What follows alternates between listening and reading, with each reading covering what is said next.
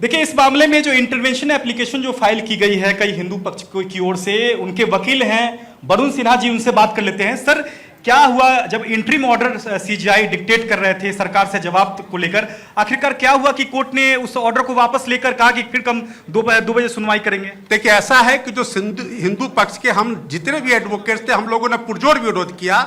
हम लोगों ने कहा कि किसी तरह का अंतरिम आदेश पारित करने का प्रश्न नहीं उठता है और हम लोगों को पूरा सुना जाए, क्योंकि सारे जो हिंदू जो संशोधन के समर्थन में जितने भी पक्षकार थे उनको नहीं सुना जा रहा था। इसीलिए हम लोगों ने कहा कि हम लोगों को सुना जाए और सुनने के लिए पर्याप्त समय दिया जाए। इसीलिए कल 2 बजे इस मामले को फिर से सूचीबद्ध किया गया है और कल हिंदू पक्ष के और हिंदू इस संशोधन के समर्थन में जितने पक्षकार हैं उनको सुना जाए। सुप्रीम कोर्ट ने कहा कि जो कानून के जो कई प्रावधान हैं वो लाभकारी हैं। ऐसा कौन सा प्रावधान है जिस पर सुप्रीम कोर्ट को क्लैरिफिकेशन की जरूरत है? देखिए, ऐसा है कि सुप्रीम कोर्ट ने मोटे तौर पर आज इस बात को से एग्री किया कि जितने संशोधन के प्रावधान है एक्सेप्ट 2 को छोड़ करके सभी कानून सम्मत और संविधान सम्मत। कौन से 2 है जिस पर कोर्ट को भी? जो पहला जो है कि जो यूजर वक्फ यूजर के द्वारा जो करने वाली बात है उस पर supreme court clarification solicitor general साहब से मांगा है। साथ ही साथ जो काउंसिल और बोर्ड के जो मेंबर्स हैं उसमें हिंदू मेंबर्स को लेकर के उस पर उन्होंने स्पष्टीकरण मांगा है कि उसकी संख्या कितनी हो सकती है, जबकि सॉलिसिटर जनरल ने कहा कि मैक्सिमम 2 हो सकता है।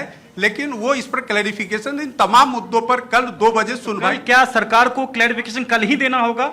बिल्कुल, चूंकि हम लोगों ने किसी भी इंटरिम ऑर्डर को बिल्कुल विरोध किया है, इसलिए भारत सरकार की तरफ से भी एक्सप्लेनेशन आएगा और हम लोग अपनी बात अंतरिम आदेश पारित करने के विरुद्ध रखेंगे। तो फिलहाल सुप्रीम कोर्ट जो सरकार से जवाब मांग रहा था नोटिस जारी कर 2 हफ्ते में, सॉलिसिटर जनरल भी कह रहे थे कि हम 2 हफ्ते में जवाब दाखिल कर देंगे, उसको लेकर क्या तस्वीर है? देखिए, ऐसा है कि आज नोटिस भी जारी नहीं हुआ है, नहीं कोई अंतरिम आदेश पारित हुआ है।